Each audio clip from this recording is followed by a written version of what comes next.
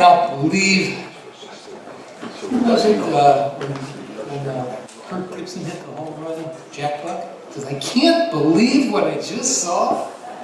This is ridiculous.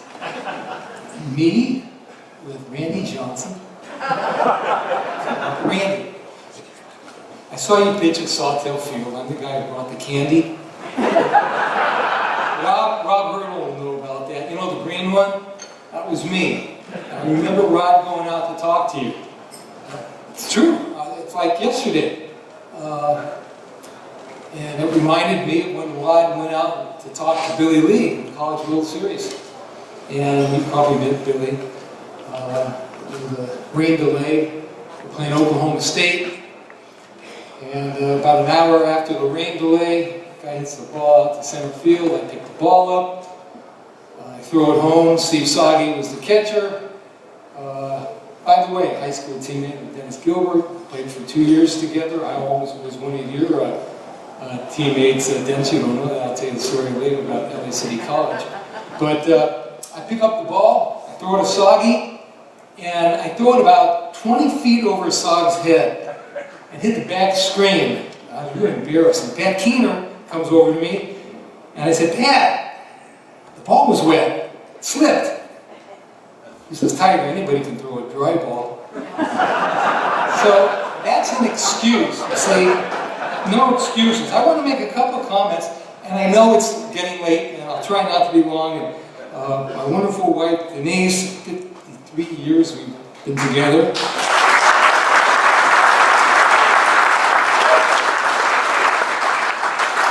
Oh my God, the best, the best. I just want to make a couple comments about what the folks said before. This is a huge gathering, 400 some odd people. I'm used to talking to 12 people. They don't listen to me at all anyhow.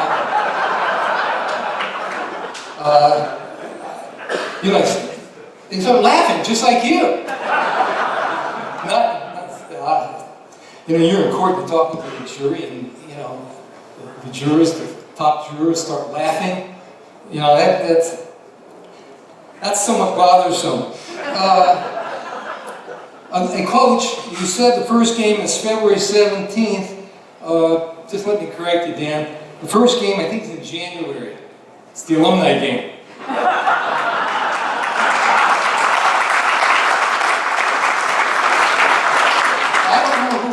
Said that there was about 200 guys that went on to play in the major leagues from SC. And I know that I played against each one of them when they were here at SC. And then I played with them when they were alums. And now they're retired and have children. And I'm playing with their kids now. True, in one case, I led off, and the guy who hit second was Aaron Boone. Brett Boone hit third, and Booney came back and played a couple of years, and I played against his father, Bob Boone, who went to Stanford. Thunder Chicken, where is he? Roger. But I just missed out on playing with Ray Boone. That was the grandfather. So I'm waiting for Aaron to have kids so I can play again. We had a golf tournament just on Monday, and I really realized how old I was getting. Took my medication, and I was jumping around all over the place. It's all right, Don't feel bad for me. I feel that's great. I'm always ready to hit. So having Parkinson's is no problem. It keeps my watch wound, and I'm ready to go. So no problem. But I realized that I am getting older. I just turned 69, and I think I've been 69 for about 10 years. But what I really realized is the other three guys in my foursome were drinking beer. Well, they had beer at 9 and 15 every hole. And I'm drinking Ensure. That really tells you how old we are.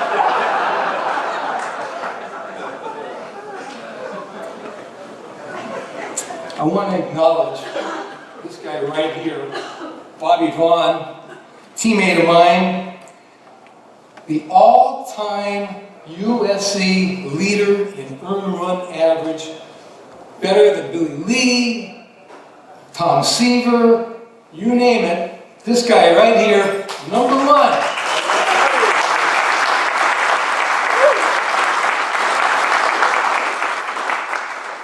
Another one of my teammates, Randy Port. Randy and I had great times in Omaha, traveling. My parents, his parents, Al and Florence, and Billy Brown, Kathleen and Ev, up in San Francisco. We had great, great times. Jack Tar Hotel, 1968. What did they call that? Yes, to me, I had to make beer. Bobby Vaughn was married to Sandy. But Bobby could throw the hardest ball you could ever imagine. Randy, it's really an honor for me to be here with you. 5 Cy Youngs, over 300 wins, 5,000 strikeouts, which is about what I had as well.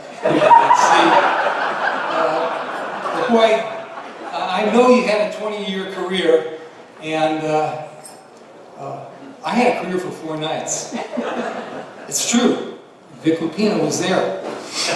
Summer of 1969, I was invited to Dodger Stadium.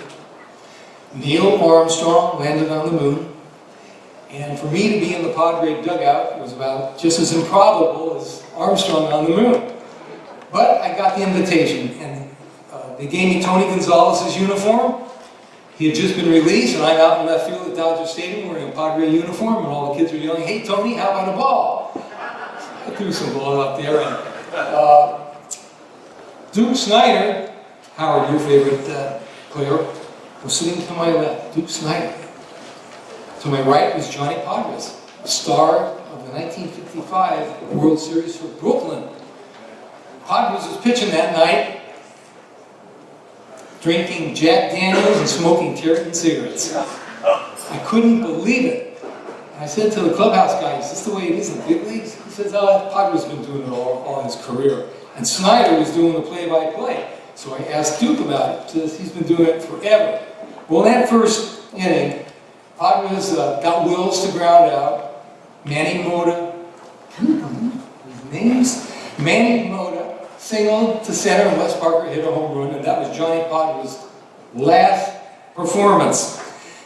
But I saw Vic after the game, and I had a 4-night tryout, and playing for Rod Dedeaux, he instills such confidence in you, even if you're really no good. And I wasn't that good, maybe a little better than average, but Rod thought that all of his ball players would be Hall of Famers. I mean, he thought you could do anything. And so after my tryout, Vic comes up to me and says, "Yeah, you did pretty good." I said, "Vic, I think I can make the team." He says, "What team?" I said, "The Padres." He says, "Don't you think you're setting your sights a little too high?" I said, "Vic, I can make the Padres. Make a call for me." So I never heard from Vic again. Never heard from the Padres again. I think they lost my number. Vic told me years afterwards that he did talk to Buzzy Bavasi, and Bavasi told him, "Tell Jackie to go to law school." Their mistake, and I hate the Padres. That's why they have been so terrible all these years. They should have had me in the lineup. Who they have? They had Cito Gasson in center field. Cito Gasson? He's a retired manager. Well, anyhow, We had a lot of fun playing baseball at USC. For all the young guys here, we do think that baseball players are smarter than football players, no question about it, right? When was the last time you saw a baseball team penalized for having too many guys on the field? But we had a guy on our team. Hey, you know, if I'm going a little long, bear with me. I only get to do this once a year. Once every 69 years, as a matter of fact. I know it's late. It's past my bedtime. It's 8 o'clock. I took my medication just a little while ago, so if I fall down, speech will be over anyhow. So just give me 5 more minutes, okay?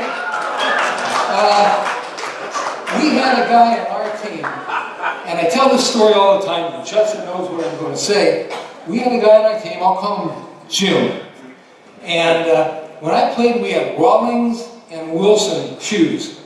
Wilson had a yellow tongue, and Rawlings had a red tongue. So what we did, we tied the right Rawlings and the left Wilson and the left Rawlings and the right Wilson together. And this guy comes out, runs out onto Boulevard and says, "Hey coach, I'm ready." And Coach Dado looks at him and says, "Tiger, what in the world?" He says, "What's wrong, coach?" "Your shoes. You got one red and one yellow." He says, "Yeah, I got another pair in my locker just like it." Now, this guy, really, same guy, Coach Rod says to him, "Be ready for the bunt. We got runners on first and second, nobody out, look for the bunt sign." And Jim says, "What's the bunt sign?" He says, "Tiger, what in the world? Halfway through the season and you don't know the bunt sign?" Well, the bunt sign is, I go to my earlobe, pull my earlobe twice. But before I do that, I go to my belt. That's the indicator. So if I go to my belt, then to the earlobe, that's the bunt. But if I go to my earlobe and I don't go to the belt, that's not the bunt. But if I give you the bunt and I go to the bill of my cap, that's a wipe off. And so if I go to the bill, and he says, "Coach, forget it, I'll just bunt."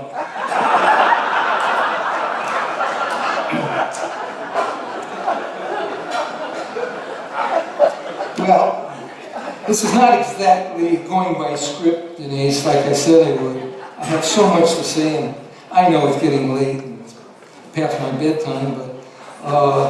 Keep going, Jay. You're doing a great job. Thank you. I don't want to bore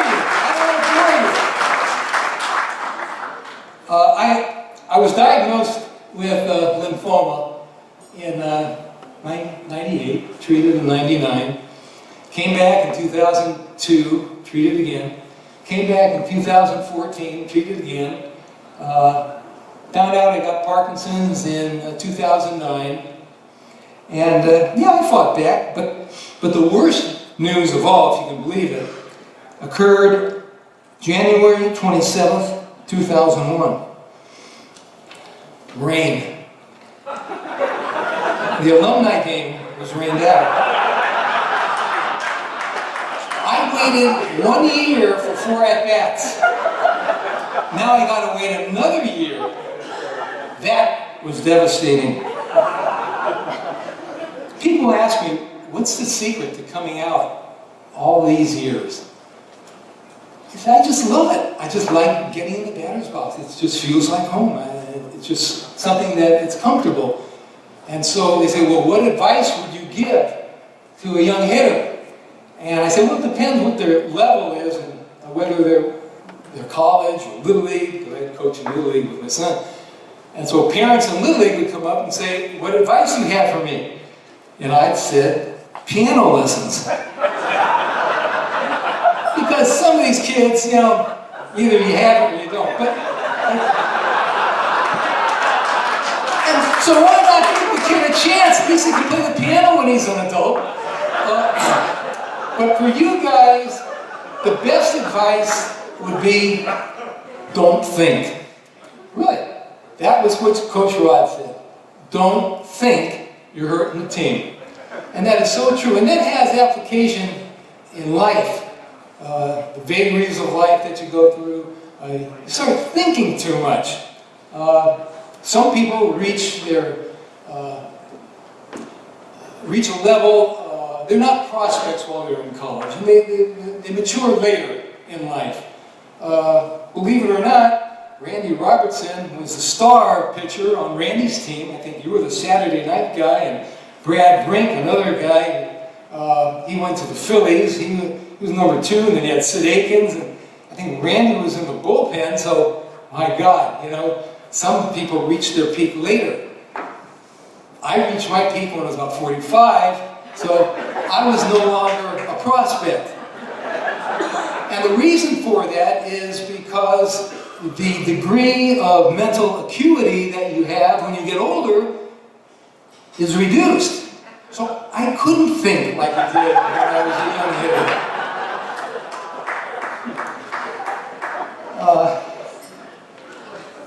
When I received a call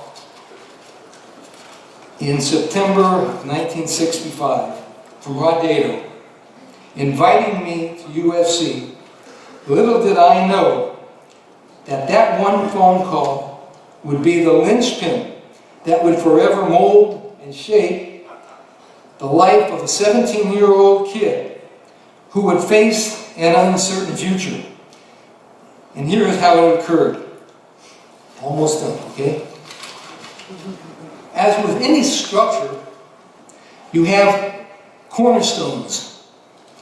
And Rod Dedeaux, in my experience at USC, provided me with the 4 cornerstones of establishing the foundation upon which I built my structure. 1, no complaints, no excuses, no moaning, whining, groaning, or crying. Always say just the way I like it. No matter what the conditions are, let the other team complain about the cold weather. You're out on the golf course, let someone else complain about how cold it is or how bad they're doing on a hole. You never complain. You're always at an advantage when you don't complain. Number 2, never give up or lose hope. 3, always remain confident and optimistic. And 4, don't be a front runner. Front runner. Did you see the football game last night? The Washington SC game? The Huskies were a bunch of front runners. If you remember some of those defensive backs, you know, they thought they were great, you know, walking around, hot dogging it all. And then the next pass was over the guy's head for a touchdown, USC. You didn't see that guy hot dogging anymore. That's a front runner. Anyone can smile, laugh, joke when things are going good. Anyone can be boastful when they're in the lead. But it's not how you act when things are going good, but rather it's how you act when things are not going so good. The winner is one who is enthusiastic when he's not in the lead. The front runner is enthusiastic only when he's in the lead. So, having played for Coach Dedeaux, I may have been a little short on talent, but always long on confidence. I always had confidence, I always had potential, maybe not as much talent, but I was pretty long on potential and optimism. I'm going to finish giving you one story. Let's see my time, hold on.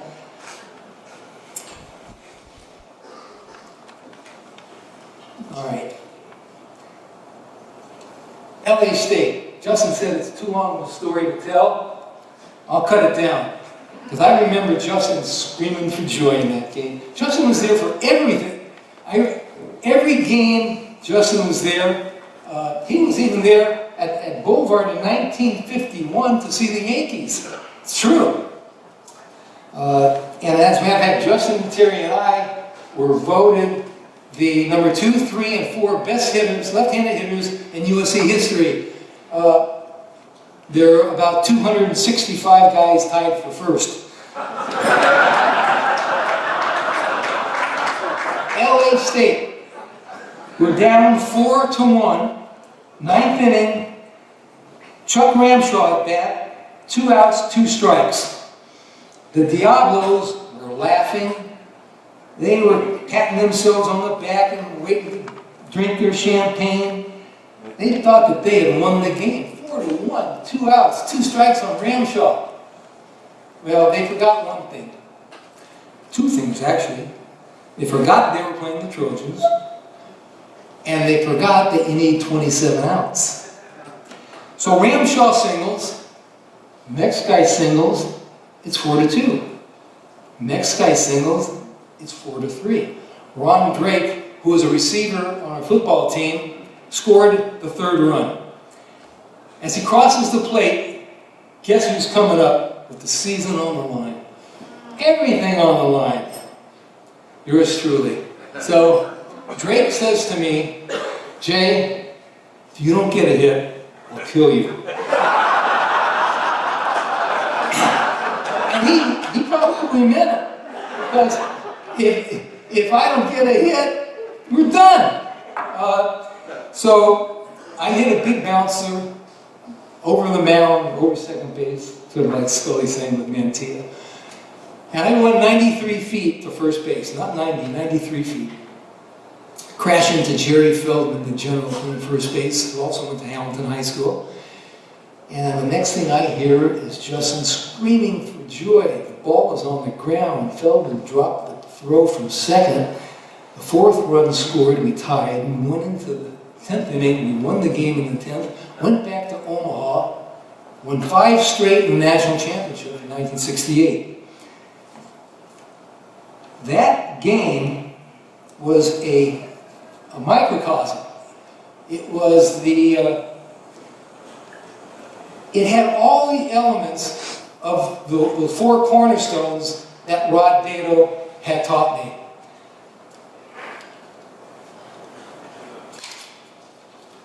We did not give up. We did not lose hope. The other team were front runners.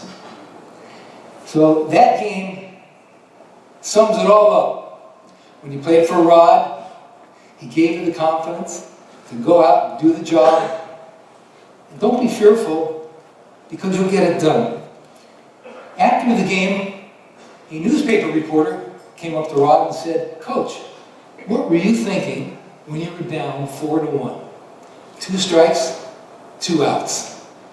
And Rod, without skipping a beat, said, some people thought we were in trouble. And that was the optimism of Rod Dedeaux. And as he boarded the bus while we were heading back to SC for our victory ride, Rod comes up the stairs and says, and there's still only 2 outs. And even tonight, there's still only 2 outs. Mark Wapnick, Mark, I can't thank you enough. This was your vision tonight. You're a Trojan horse and you're an inspiration. You've been through your battles. Everybody who has been thanked before, let me say it again. Donnie Buford, one of the greatest people you'll ever meet, and pound for pound, the greatest athlete ever at USC. Alicia, I love you. Buddy Gordon, everybody. Tom Fish, what an outstanding, unbelievable job. Bobby Vaughn, my hero, my pitcher. And, of course, the #1 Trojan fan of all time, Denise Dedeaux. We miss Denise, but we know she's here in spirit. And so, Pearlie, I forgot you, Bob Perlberg, so I know I'm going to forget some of these people. Finally, my Denise. We met in June of 1963. It's a long time ago. Think about it in the context of events that have occurred in the last 50, 60 years. I met my wife before President Kennedy was assassinated. That's a long time. But that was the best day of my life when I met Denise Palmer, who later became Denise Jaffe. I love you, sweetheart. You're the greatest.